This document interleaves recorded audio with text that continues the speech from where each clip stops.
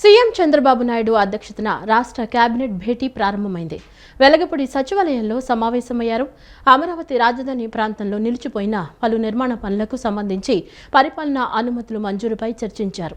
రాజధాని అభివృద్ధిలో భాగంగా వివిధ సంస్థలకు భూ కేటాయింపులు చేసే అంశంపైన చర్చించి నిర్ణయం తీసుకున్నారు. అమరావతిలోని క్వాంటమ్ వ్యాలీలో సుమారు 1,208 కోట్ల భారీ వ్యయంతో నిర్మించ తలపెట్టిన ప్రతిష్టాత్మక ట్విన్ టవర్ల ప్రాజెక్టుకు ఈ భేటీలో గ్రీన్ సిగ్నల్ ఇచ్చారు. ఆంధ్రప్రదేశ్ ముఖ్యమంత్రి నారా చంద్రబాబు నాయుడు అధ్యక్షతన ఈ రోజు ఉదయం 10:30 వెలగపూడి సచివాలయంలో రాష్ట్ర మంత్రివర్గ సమావేశం ప్రారంభమైంది. ఈ భేటీలో ప్రధానంగా రాజధాని అమరావతి అభివృద్ధికి సంబంధించిన పలు కీలక ప్రతిపాదనలకు ఆమోదముద్ర వేయనున్నారు. నిలిచిపోయిన నిర్మాణ పనులను తిరిగి ప్రారంభించి పెట్టుబడులను ఆకర్షించడమే లక్ష్యంగా ప్రభుత్వం ఈ నిర్ణయాలు తీసుకున్నారు. సమావేశం అజెండాలో అత్యంత కీలకమైందని అమరావతి క్వాంటమ్ వ్యాలీలో 1,208.41 కోట్ల రూపాయల అంచనా వ్యయంతో నిర్మించనున్న ట్విన్ టవర్ల ప్రాజెక్టును కేబినెట్ ఆమోదముద్ర వేయనుంది. దీంతో పాటు సచివాలయం, శాఖాధిపతుల కార్యాలయాల టవర్ల ఫేక్డ్ గ్లాజింగ్ పనులకు, అసెంబ్లీ భవన నిర్మాణ పనులకు కూడా ఆమోదం తెలపనున్నారు. అలాగే SEBI, Swaminarayan Gurukul, DAV school వంటి పలు సంస్థలకు భూ కేటాయింపుల ప్రతిపాదనను కూడా మంత్రివర్గం ఆమోదించనుంది. భూ సమీకరణ కింద భూములు ఇచ్చిన రైతులకు మెట్ట భూమికి 40,000 రూపాయలు, జరీబు భూమికి 60,000 రూపాయలు చొప్పున వార్షిక కౌలు పెంచే అంశం కూడా అజెండాలో ఉన్నట్లు సమాచారం. ఏపీ 10వ తరగతి పరీక్షా ఫలితాలు విడుదలయ్యాయి. గురువారం ఉదయం విద్యా, ఐటీ శాఖల మంత్రి నారా లోకేష్ ఫలితాలను ప్రకటించారు. 10th ఫలితాల్లో 85.25% మంది విద్యార్థులు ఉత్తీర్ణత సాధించారు. గతేడాది 81.14% ఉత్తీర్ణతతో పోలిస్తే ఈసారి మెరుగైన ఫలితాలు వచ్చాయి. 10th ఫలితాల్లో బాలికలు ముందంజలో ఉన్నారు. బాలికలు 87.90% ఉత్తీర్ణత సాధించగా బాలురు 82.68% ఉత్తీర్ణత పొందారు. ఈ ఏడాది ప్రభుత్వ పాఠశాలల్లో ఉత్తీర్ణత శాతం పెరిగింది. 72.8 నుంచి 78.39కి ఉత్తీర్ణత శాతం పెరిగింది. ఏపీలో 10వ తరగతి ఫలితాల్లో బాలికలే పైచేయి సాధించారు. రాష్ట్ర వ్యాప్తంగా 85.25% ఉత్తీర్ణత నమోదైంది. 87.90% మంది బాలికలు ఉత్తీర్ణులు కాగా 82.68% మంది బాలురు పాస్ అయ్యారు. బాలురుతో పోలిస్తే 5.22% అధికంగా బాలికలు ఉత్తీర్ణత సాధించారు. ప్రభుత్వ పాఠశాలల్లో చదువుకున్న విద్యార్థుల్లో 78.39% మంది ఉత్తీర్ణులయ్యారు. 2,161 పాఠశాలల్లో 100%, 16 పాఠశాలల్లో 0% ఉత్తీర్ణత నమోదైంది. 96.07% ఉత్తీర్ణతతో పార్వతీపురం మన్యం జిల్లా ప్రథమ స్థానంలో నిలవగా 57.12%తో అల్లూరు జిల్లా చివరి స్థానంలో నిలిచింది. ఏపీ రెసిడెన్షియల్ పాఠశాలలో ఈసారి అత్యధికంగా 96.04% ఉత్తీర్ణత నమోదైంది. 10వ తరగతి ఫలితాల్లో పార్వతీపురం మన్యం జిల్లా ప్రథమ స్థానంలో నిలవడం ఇది వరుసగా 4సారి. మే 25 నుంచి జూన్ 4 వరకు అడ్వాన్స్డ్ సప్లిమెంటరీ పరీక్షలు నిర్వహించనున్నారు. మే 1 నుంచి 9 వరకు పరీక్ష ఫీజు చెల్లించేందుకు అవకాశం కల్పించారు. రీకౌంటింగ్, రీవెరిఫికేషన్ మే 1 నుంచి దరఖాస్తు చేసుకునేందుకు వీలుంది. ఫలితాల్లో విజయం సాధించిన విద్యార్థులకు మంత్రి నారా లోకేష్ అభినందనలు తెలియజేశారు. ఫెయిల్ అయిన వారు నిరాశ చెందకుండా మళ్లీ ప్రయత్నించాలని కోరారు. విద్యార్థుల భవిష్యత్తుకు ప్రభుత్వం కట్టుబడి ఉందన్నారు. 2వ డివిజన్ కుమ్మరి బజార్ పాండురంగస్వామి గుడి ప్రాంతంలో కుమ్మరి కులస్తుల పట్టాల సమస్యను పరిష్కరిస్తారని ఎమ్మెల్యే గద్దె రామ్మోహన్ హామీ ఇచ్చారు. గత 2014-19 ప్రభుత్వ హయాంలోనే సర్వే పూర్తి చేసి పట్టాలు సిద్ధం చేసినా ఆ తర్వాత వచ్చిన ప్రభుత్వం ఈ ప్రక్రియను నిర్లక్ష్యం చేసిందని విమర్శించారు. ప్రస్తుతం ఉన్న నివాసితులకు రిజిస్ట్రేషన్ హక్కులు కల్పించి వారి ఆస్తులకు బ్యాంకు లోన్ పొందే విధంగా చట్టబద్ధమైన భద్రత కల్పిస్తామని భరోసా ఇచ్చారు. విజయవాడ తూర్పు నియోజకవర్గ పరిధిలోని 2వ డివిజన్ కుమ్మరి బజార్ పాండురంగ స్వామి గుడి ప్రాంతంలో ఎమ్మెల్యే గద్దె రామ్మోహన్ తూర్పు ఎంఆర్ఓతో కలిసి పర్యటించారు. 100 ఏళ్లుగా ఇక్కడ నివాసం ఉంటున్న కుమ్మరి కులస్తుల పట్టాల సమస్యను పరిష్కరించడమే లక్ష్యంగా ఈ పర్యటన సాగింది. ఈ సందర్భంగా ఎమ్మెల్యే మాట్లాడుతూ రెవెన్యూ రికార్డులో పొరపాటున కుమ్మరి చెరువు అని నమోదు కావడం వల్ల సుప్రీంకోర్టు ఆదేశాల ప్రకారం పట్టాల పంపిణీకి సాంకేతిక ఇబ్బందులు ఎదురవుతున్నాయని వివరించారు. వాస్తవానికి ఎక్కడ ఎటువంటి చెరువు లేదని, కొండపై నుంచి వచ్చే ఎర్రమట్టి పల్లపు ప్రాంతాల్లో చేరడం వల్ల ఆ పేరు వచ్చిందని, ఆ మట్టిని కుమ్మరి కులస్తులు వృత్తి కోసం వాడుకునే వారిని స్పష్టం చేశారు. ఈ సమస్యను ముఖ్యమంత్రి నారా చంద్రబాబు నాయుడు దృష్టికి తీసుకెళ్లగా 3 నెలల్లోపు పరిష్కరించి నివాసితులకు న్యాయం చేయాలని కలెక్టర్ను ఆదేశించినట్లు ఎమ్మెల్యే తెలియజేశారు. గత 2014-19 ప్రభుత్వ హయాంలోనే సర్వే పూర్తి చేసి పట్టాలు సిద్ధం చేసినా ఆ తర్వాత వచ్చిన ప్రభుత్వం ఈ ప్రక్రియను నిర్లక్ష్యం చేసిందని విమర్శించారు. ప్రస్తుతం ఉన్న నివాసితులకు రిజిస్ట్రేషన్ హక్కులు కల్పించి వారి ఆస్తులకు బ్యాంక్ లోన్ పొందే విధంగా చట్టబద్ధమైన భద్రత కల్పిస్తామని హామీ ఇచ్చారు. రికార్డులో కుమ్మరి చెరువు అని పట్టడం వల్ల ఏదైతే సుప్రీంకోర్టు ఆదేశాల ప్రకారం ఎక్కడైనా చెరువు అన్నా లేకపోతే ఇరిగేషన్ ల్యాండ్ అన్నా వాటికి పట్టాలు ఇచ్చే హక్కు ప్రభుత్వాలకు లేదని చెప్పి ఇచ్చిన సుప్రీంకోర్టు ఆర్డర్ వలన ఇక్కడ ఉన్న పట్టాలకి ఇవ్వాల్సిన పట్టాలు కూడా ఇబ్బంది కలిగింది. ఈ విషయంలో ఈ రోజున ఇక్కడ సమగ్రంగా పరిశీలించి ఇది నారా చంద్రబాబు నాయుడు గారి దృష్టికి తీసుకువెళ్తే సమగ్రంగా పరిశీలించి అక్కడ ఉన్న వాస్తవాలు గవర్నమెంట్కి చెప్తే అవసరమైతే చట్టంలో మార్పు చేసైనా అక్కడ నివసించే వారికి న్యాయం చేయాలి, గత 100 సంవత్సరాల నుంచి నివాసం ఉంటున్న వారికి న్యాయం చేయాలని చెప్పి ఒకే ఒక కాన్సెప్ట్తో ఆయన మీటింగ్లో కలెక్టర్ గారికి ఆదేశించడం జరిగింది. కలెక్టర్ గారి ఆదేశానుసారం ఎంఆర్ఓ గారు వచ్చి ఇక్కడ పరిశీలించడం కూడా జరిగింది. మేము ఎంఆర్ఓ గారికి విన్నవించుకున్నది ఏంటంటే, ఇది కొండ ప్రాంతం కాబట్టి కొండ మీద వర్షం పడినప్పుడు ఆ ఎర్రమట్టితో కలుపుకుని ఒక బురదలాగా ఇక్కడికి రావటం, ఆ రోజున ఎక్కడ పల్లం ఉంటే అక్కడ బురద నీళ్ళు చేరిపోవటం, అది ఎండిపోతే అది ఒక ఎర్రమట్టి కుండలకు పనికొచ్చే మట్టిగా ఉండటం వలన ఆ యొక్క కులవృత్తి కలిగిన వాళ్ళందరూ కూడా వచ్చి ఆ మట్టిని వాడుకొని కుండలు చేసుకుని ఇక్కడే నివాసాలు ఏర్పాటు చేసుకున్నారు. అందువల్ల ఇది ఇరిగేషన్కి పనికొచ్చే చెరువు కానీ ఇక్కడ లేదు. అదేవిధంగా మంచినీళ్లు స్టోర్ చేసుకునే చెరువు కూడా ఇక్కడ లేదు. ఇక్కడ ఉన్నదల్లా కూడా కొండ మీద నుంచి మట్టి పల్ల ప్రాంతాలు ఎక్కడుంటే అక్కడ ఇరుక్కుపోయింది. ఆ రోజులు డ్రైనేజీలు కూడా లేవు కాబట్టి ఈరోజు కూడా కొండ మీద నుంచి నీళ్ళు అక్కడ బురదగానే వస్తాయి, కానీ డ్రైనేజీలు ఉన్నాయి కాబట్టి డ్రైనేజీలోకి వెళ్ళిపోయి మట్టి అంతా డ్రైనేజీల్లో చేరిపోవటం వల్ల పూడికి తీసి మరలా దాన్ని చేస్తూ ఉన్నారు. ఈ సందర్భంలో ఎంఆర్ఓ గారు మీరు రిక్వెస్ట్ చేసేది, ఇక్కడ ఉన్న నివాసం ఉంటున్న వాళ్ళందరికీ పాతగా కొందరు పట్టాలు ఉన్నాయి, వాళ్ళకి కొత్త వాళ్ళకు కూడా కలిపి లేటెస్ట్గా 30 జీవో ప్రకారమో లేకపోతే దానిలాగా రిజిస్ట్రేషన్ సౌకర్యం కలిగి వాళ్ళు ఏమైనా నిర్మాణం చేసుకోవాలంటే బ్యాంకులో పెట్టుకునే విధంగా ఉపయోగపడే పట్టా, ఏ విధంగా ప్రైవేటు భూమి కలిగిన వాళ్ళకి గజానికి ₹1,00,000, 65,000, 70,000 రేటు ఉన్న భూములకి ఎన్ని హక్కులు ఉంటాయో అన్ని హక్కులు కల్పించి వాళ్ళ ఆస్తికి విలువ కల్పించాల్సిన అవసరం ఉంది. అనంతరం ఎంఆర్ఓ మాట్లాడుతూ 244 సర్వే నెంబర్లోని దాదాపు 6.79 ఎకరాల విస్తీర్ణంలో 217 కుటుంబాలు నివసిస్తున్నాయని, క్షేత్రస్థాయిలో పరిశీలించగా అక్కడ చెరువు ఆనవాళ్లు లేవని నిర్ధారించారు. గ్రౌండ్ రియాలిటీని నివేదిక రూపంలో కలెక్టర్కు సమర్పించి త్వరలోనే పట్టాల పంపిణీకి చర్యలు తీసుకుంటామని వెల్లడించారు.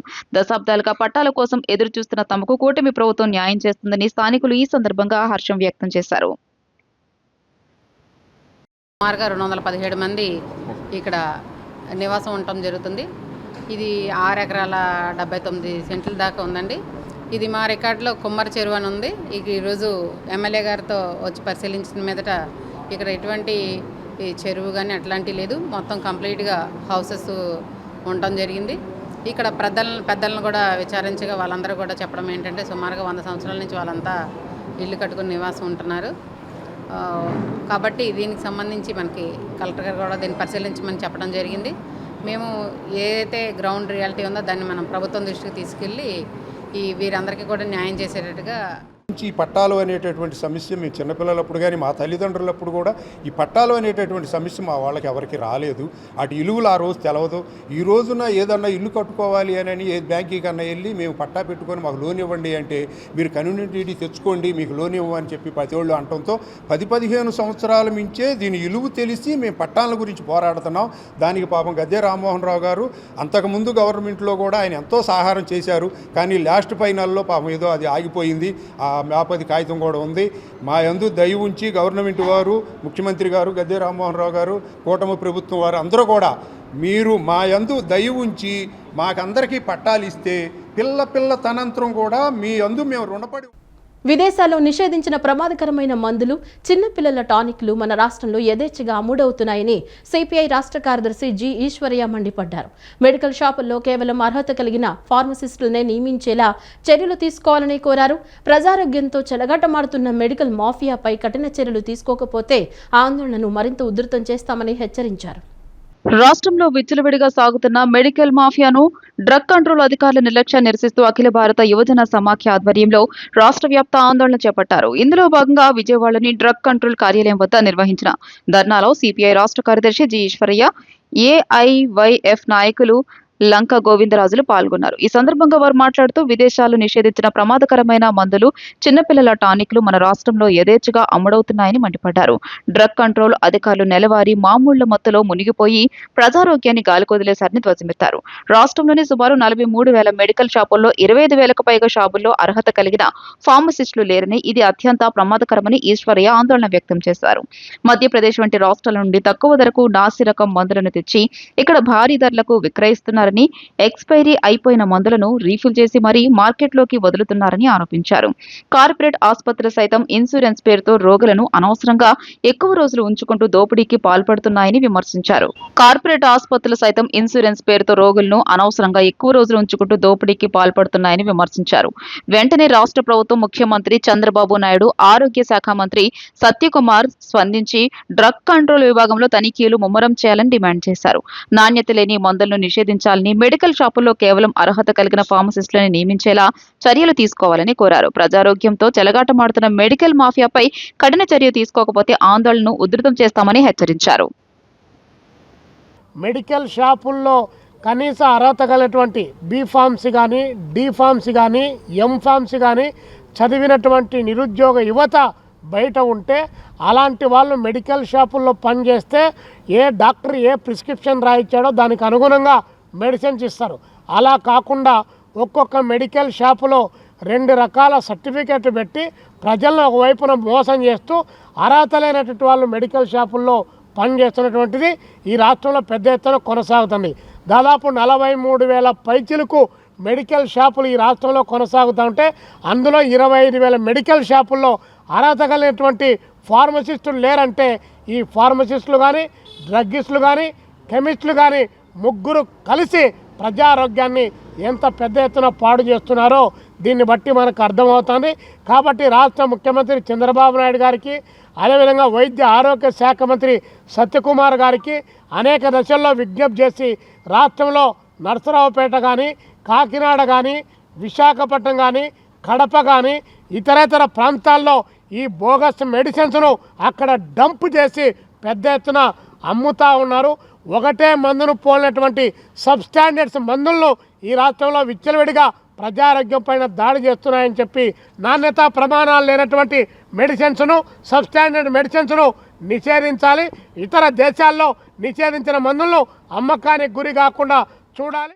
ఈ ఎన్టీఆర్ జిల్లాలో 4,000 మెడికల్ షాపులు రన్ అవుతున్నాయి. 4,000 మెడికల్ షాపులో కూడా ఫార్మసిస్టులు సుమారుగా 200 మంది మాత్రమే పనిచేస్తున్నారు. మిగతా 1,800 ఇది సుమారుగా 3,800 మెడికల్ షాపులు ఫార్మసిస్టులు లేకుండా అద్దె ఫార్మసీ ప్రకారం నడుస్తున్నాయి. అది సరైన పద్ధతి కాదని చెప్పి ఆ యాక్ట్ను ఇంప్లిమెంట్ చేయమని చెప్పి ఈ రోజున డ్రగ్ ఆఫీస్ నందు ధర్నా చేయడం జరుగుతుంది. ఇప్పటికైనా ప్రభుత్వం మేలుకొల్పి ఖచ్చితంగా సెక్షన్ 42ను అమలు చేయాలి. ఎటువంటి పరిస్థితుల్లో ఫార్మసిస్ట్ లేకుండా మెడిసిన్ ఇవ్వడం అనేది చట్ట విరుద్ధం. ఖచ్చితంగా దాన్ని ఇంప్లిమెంట్ చేయాల్సిన బాధ్యత డ్రగ్ ఆఫీసర్ల మీద ఉంది.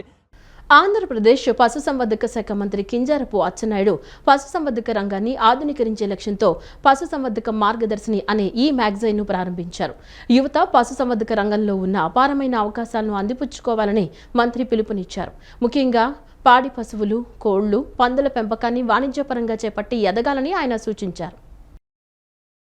ప్రముఖ పారిశ్రామిక దిగ్గజం రీజెన్సీ పరిశ్రమల అధినేత డాక్టర్ జిఎన్ నాయుడు మరణం పారిశ్రామిక రంగానికి తీరని లోటని ఆంధ్రప్రదేశ్ రాష్ట్ర ముఖ్యమంత్రి నారా చంద్రబాబు నాయుడు అన్నారు.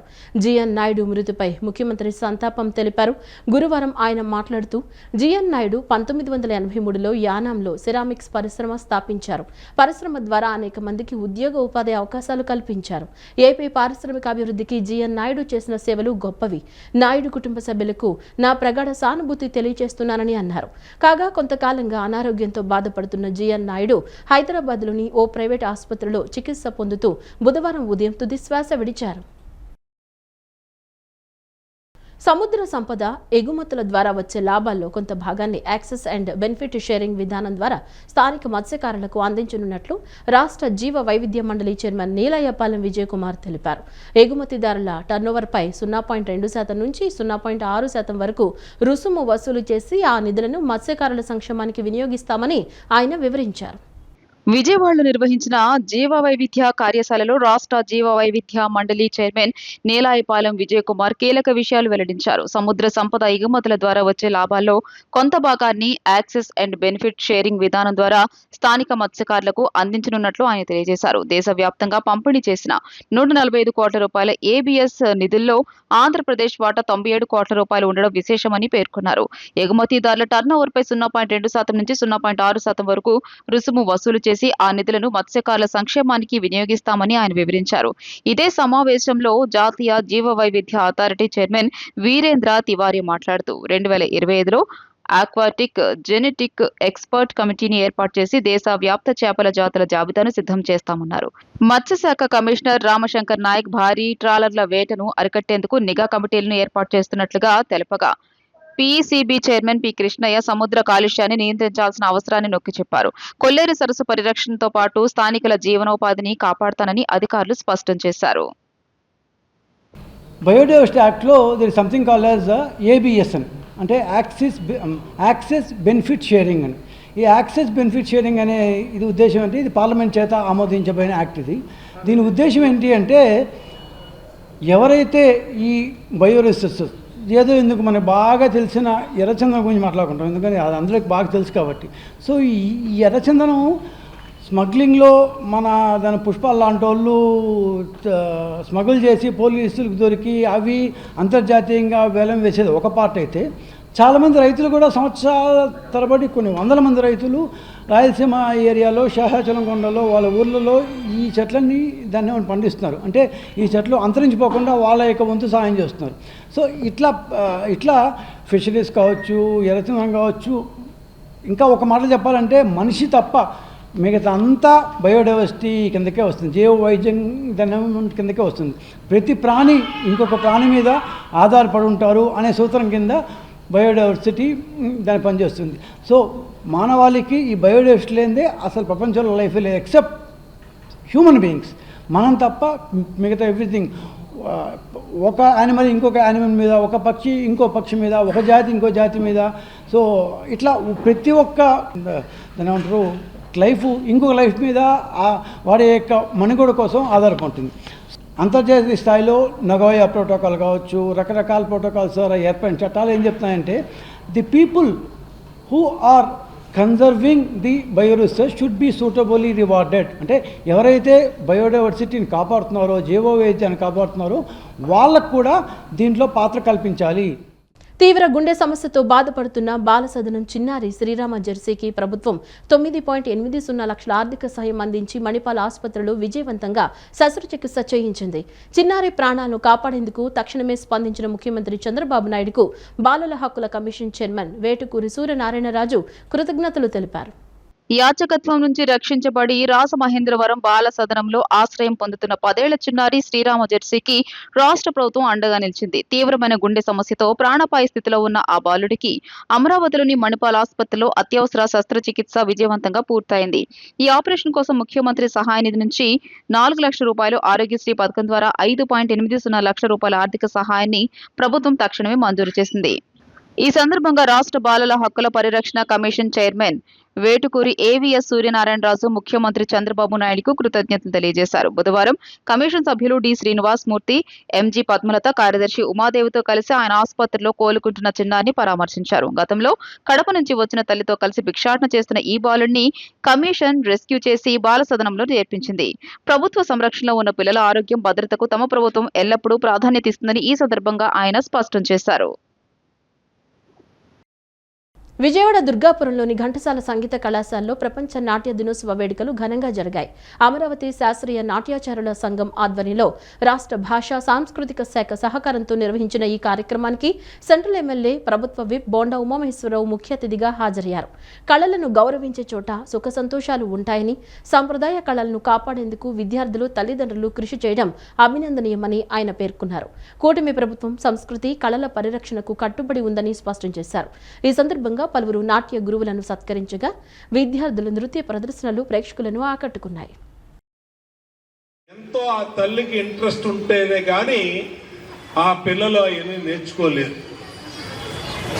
ఇలాంటి సందర్భంలో ఎంతో కష్టం ఆ కష్టపడినటువంటి విధానం, ఎంతో ఖర్చు పెట్టినటువంటి విధానాన్ని ఇలాంటి స్టేజ్ మీద పెర్ఫార్మెన్స్ ఇస్తే మా అమ్మాయో మా అబ్బాయో చక్కటి వేదిక మీద ఆ పెర్ఫార్మెన్స్ ఇచ్చినప్పుడు ఆ తల్లి మనసులో ఆనందం కానీ, ఆ కష్టపడి నేర్చుకున్నటువంటి పిల్లల సంతోషం కానీ తెలుస్తుంది. అంటే ఇవన్నీ కూడా మనం దానికి ఒక వేదిక కావాలి. ఆ వేదికని ఇవాళ ఆంధ్రప్రదేశ్ భాషా సాంస్కృతిక శాఖ అరేంజ్ చేసినందుకు అందరూ గట్టిగా చప్పట్లు కొట్టి వారిని అభినందించమని, ప్రభుత్వాన్ని అభినందించమని కోరుతా ఉన్నాం. వేసవి ప్రత్యేక ఆకర్షణగా నగరవాసులకు ఆహ్లాదాన్ని పంచేందుకు ఈసారి robotic park Niagara water falls తో కనువిందుగా ఎగ్జిబిషన్ ఏర్పాటు చేయడం ఎంతో బాగుందని బీజేపీ ఎన్టీఆర్ జిల్లా అధ్యక్షులు అడ్డూరి శ్రీరామ్ తెలిపారు. విజ్ఞాన వినోదాత్మకంగా రూపొందించిన వైష్ణవి ట్రేడ్ ఫేర్ ఎగ్జిబిషన్ను ప్రతి ఒక్కరూ వచ్చి తిలకించాలని కోరారు. విజ్ఞాన వినోదాత్మకంగా రూపొందించిన Vaishnavi trade fair exhibition Vidyadharapuram labour colony grounds లో ప్రారంభమైంది. బీజేపీ ఎన్టీఆర్ జిల్లా అధ్యక్షులు అడ్డూరి శ్రీరామ్ ఎగ్జిబిషన్ ను లాంఛనంగా ప్రారంభించారు. ఈ సందర్భంగా అడ్డూరి శ్రీరామ్ మాట్లాడుతూ వేసవి ప్రత్యేక ఆకర్షణగా ఈసారి robotic park Niagara water falls తో కనువిందుగా ఏర్పాటు చేయడం ఎంతో బాగుందని అన్నారు. పిల్లలతో పాటుగా పెద్దవారిని కూడా ఆకట్టుకుంటున్న ఈ సరికొత్త ఎగ్జిబిషన్ యొక్క స్పెషాలిటీ రోబోటిక్ బటర్ఫ్లై పార్క్ లో సీతాకోక చిలుకలు, తూనీగలు, తేనె పట్టు పురుగులు ఇలా రకరకాల ప్రకృతిలో ఉన్నటువంటి చిరు ప్రాణులు ఎంతో ఆకర్షణీయంగా ఏర్పాటు చేయడం అభినందనీయమని అన్నారు. ప్రకృతిలో ఉన్న ప్రాణాలన్నింటినీ కూడా సంరక్షించుకోలేని ఏడల రాను రాను కాలుష్యం పెరిగిపోవడం వల్ల పర్యావరణం పాడైపోయి రాబోయే రోజుల్లో ఆ జీవులన్నీ అంతరించిపోతాయన్నారు. వాటిని ఇలాగే మనం రోబోస్ లో చూడాల్సి వస్తుందని సందేశాత్మకంగా ఏర్పాటు చేసిన ఈ ఎగ్జిబిషన్ చాలా బాగుందని ఆయన ప్రశంసించారు. కాగా ఎగ్జిబిషన్ నిర్వాహకులు నందివాడ గురు గోపీనాథ్, నందివాడ కిరణ్ కుమార్, అడప ప్రభాకర్, ఆర్ నారాయణరావు మాట్లాడుతూ ఈ ఎగ్జిబిషన్ లో అనేక రకాల స్టాల్స్ ఏర్పాటు చేయడం జరిగిందన్నారు. మహిళలకు కావలసినటువంటి ఇమిటేటెడ్ జ్యువెలరీ, పిల్లలకి కావాల్సినటువంటి అనేక రకాల ఆట వస్తువులు, తినుబండారాలు స్టాల్స్, యువతకు కావాల్సినటువంటి amusement rides, giant wheel, Columbus, dragon train ఇలా ఎన్నో ఆకర్షణలతో ఈ ఎగ్జిబిషన్ రూపుదిద్దుకుందని చెప్పారు. ఎగ్జిబిషన్ 45 రోజుల పాటు నిర్వహించడం జరుగుతుందని నిర్వాహకులు తెలియజేశారు. సాయంత్రం 4 నుండి 10 గంటల వరకు ఎగ్జిబిషన్ వేళలుగా వారు తెలియజేశారు. ఎగ్జిబిషన్ ప్రారంభోత్సవంలో మాజీ కార్పొరేటర్ గుడివాడ నరేంద్ర, బీజేపీ నాయకులు బి శివకుమార్ పట్నాయక్, పి శివప్రసాద్, తెలుగుదేశం నాయకులు మైలవరపు దుర్గారావు తదితరులు పాల్గొన్నారు. రకరకాల మోడల్స్తోని ప్రకృతిని కాపాడుకునే విధంగా రామ మందిరం సెట్టుతో కావచ్చు, ఇలా వినూత్న రీతిలో కొత్తగా ఎగ్జిబిషన్ని అనేక ప్రాంతాల్లోని పరిచయం చేస్తూ ఈరోజు లేబర్ కాలనీ గ్రౌండ్లోని ఏదైతే ఎగ్జిబిషన్ ప్రారంభించడం జరిగిందో ఈ ఎగ్జిబిషన్లోని ముఖ్యంగా ప్రకృతిని కాపాడుకోకపోతే, ప్రకృతి నుంచి వచ్చేటువంటి జీవాల్ని కాపాడుకోకపోతే మన పరిస్థితి, పిల్లలకి భావి భారత పౌరులైనటువంటి భవిష్యత్తులో పిల్లలకి ఈ విధంగా రోబోటిక్ పక్షుల్ని, రోబోటిక్ జీవాల్ని చూపించే పరిస్థితి మనకి కలగకుండా ఉండాలంటే ప్రకృతిని కాపాడుకోవాల్సిన బాధ్యత ప్రతి ఒక్క పౌరుడిపై ఉందని తెలియజెప్పే విధంగా అందరికీ వినోదంతో పాటు విజ్ఞానాన్ని కూడా అందించాలనే ఉద్దేశంతో మేము వినూత్నంగా ఒక కొత్త తరహా ఆలోచనతో రోబోటిక్ బటర్ఫ్లై షోని తీసుకురావడం జరిగింది. అంటే ఇది పిల్లలతో పాటు పెద్దలను కూడా ఎంతగానో ఆనందింపజేయడమే కాకుండా ఆలోచించే విధంగా కూడా దీన్ని ఎగ్జిబిషన్ మీ ముందుకు తీసుకొచ్చామండి. ఎందుకంటే చిన్న ప్రాణులు ఇప్పుడు రకరకాలుగా కాలక్రమేణా కాలుష్యం వల్ల కావచ్చు, లేకపోతే పర్యావరణంలో మార్పు వల్ల కావచ్చు, లేదా మనం తీసుకునే కొన్ని అజాగ్రత్తల వల్ల కావచ్చు కొన్ని జాతులు అంతరించిపోతున్నాయి. ఇవి రాబోయే తరానికి, రాబోయే పిల్లలకి వాళ్ళకు కూడా ఇలా ఉంటుంది అనేది ఒక ఎక్స్ప్లెనేషన్ కింద మనం స్థానికంగా ఉన్నటువంటి ఈ ఎండాకాలంలో ప్రజలందరికీ అతి తక్కువ రేట్లతో, ఎంట్రీ ఫీజులతో మరి ఎగ్జిబిషన్ ఆలయన వాతావరణంలో వినోదం అందే విధంగా ఇచ్చేసినటువంటి ఈ యొక్క ఆర్గనైజేషన్ వారికి ప్రత్యేకమైనటువంటి మా డివిజన్ ప్రజల తరపున, విజయవాడ నగర ప్రజల తరపున ధన్యవాదాలు తెలియజేస్తున్నాం. ఎందుకంటే ఈ రోబోటిక్ ఎగ్జిబిషన్ అనేది చాలా